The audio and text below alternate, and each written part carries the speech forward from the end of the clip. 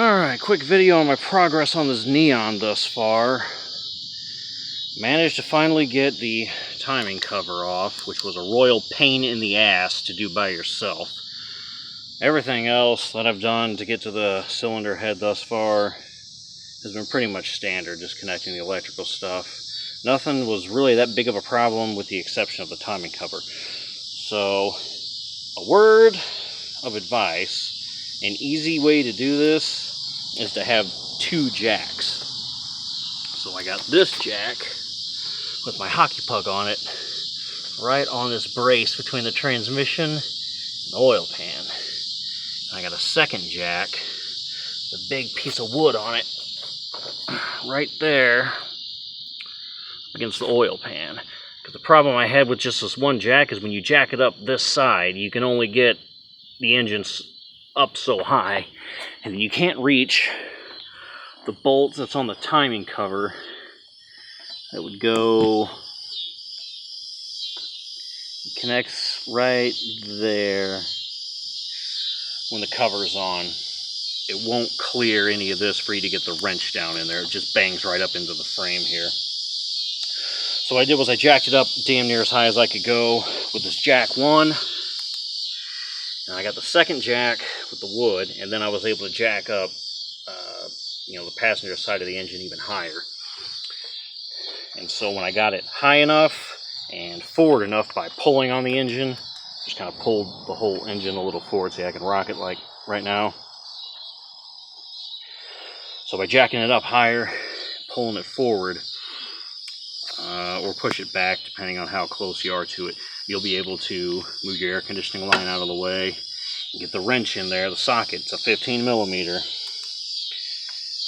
to get that bolt out. Once you get that bolt out last, you can pull the whole timing cover off. I recommend the big bolts that hold this timing cover on. Do the bottom one first. When you lower the engine on the jack, loosen the one that's closest to the front of the car. Just loosen it. That one right there, don't pull it out. And then get that guy all the way out. That guy that's in there. Because if you don't, you're going to be the whole timing cover moves up and down, and it's going to be a royal pain in the ass to get that last one out. So get him out. Get the bottom one out first. Loosen this one just a little bit, and then get that one out. Once that one comes out and clears, because it's going to be the hardest one to do, this will be high enough that you can easily pull it right out through there. Boom, done. And that's my recommendation on that. So that took a long time just to do this timing cover by myself, a pain in the ass. And with the two jack method, you have to go up a little bit on this, and then up a little bit on this, and then it's going to take the pressure off that side, and then you want to get back on it real quick. You don't want to jack up the whole engine on the oil pan, so you just have to do kind of like back and forth, teeter and totter. Jack it up a little, back and forth, back and forth. And now the only thing I got to do, I already have it at top dead center, or it's actually about a half a turn off of top dead center, just so I don't bash the valves into the piston. See, I'm between 1 1/2 tooth off. So now I just gotta bust him loose, and then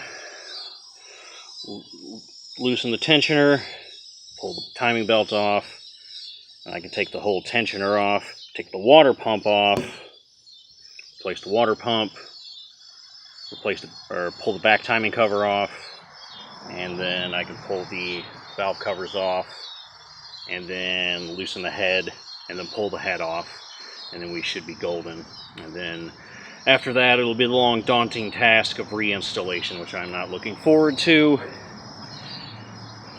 So hopefully I'll be done with this thing in a couple of weeks. Slowly but surely. Slow and steady wins the race. Alright, that's all I got for you. Peace.